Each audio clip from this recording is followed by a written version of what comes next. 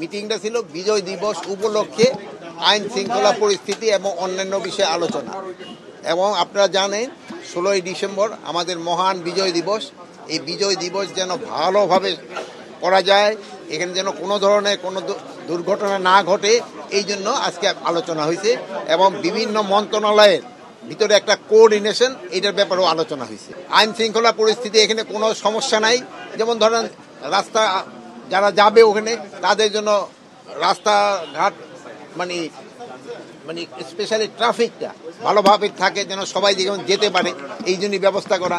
তারপরে আমাদের ক্ষেত্রে মেইন একটা আলোচনা হচ্ছে আমাদের সব জায়গায় যে জাতীয় পতাকাটা উত্তোলন করব, এই পতাকার যে রং অনেক সময় দেখেন যে এক এক জায়গায় এক এক রঙের করে ফেলে, এইটা যেন না হয়, একই রঙের যেন হয়। এবং আমাদের যে স্ট্যান্ডার্ড সরকারি ইসে থেকে দেওয়া ওইটার হয়। তারপরে যে আমাদের আলোকসজ্জাটা, এটা যেন খুব ভালোভাবে আলোকসজ্জা হয়, এই এই এই ব্যাপারেও আলোচনা। এখানে কোনো ধরনের সিকিউরিটি থ্রেট না আল্লাহ দিলে, কোনো ধরনের সিকিউরিটি থ্রেট।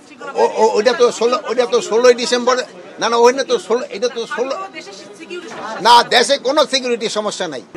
না কারো তরফ থেকে হবে না। যেহেতু 16ই ডিসেম্বরটা সবার জন্য, আমাদের দেশের সবার জন্য এটা বিজয় দিবস, কারো না, এটা সবাই আমাদের জন্য বিজয় দিবস, আমাদের সবার বিজয়। এটা তো আমি তো আজকে শুধু 16ই ডিসেম্বরের উপরে আলোচনা করছি, আমি তো এই সেটার ব্যাপারে বলতে পারবো না।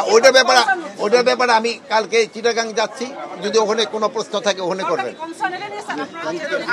ভালো থাকেন, দোয়া করেন। আপনারাও বলেন, সত্যি ঘটনাটা আপনার প্রকাশ করে দেন, হয়তো ইন্ডিয়া মিডিয়া এক সময় বন্ধ হয়ে যাবে। আপনারা তো জানেন, আপনারা জানেন না ভাই, এই কথা কাছে আপনারা সব জানেন।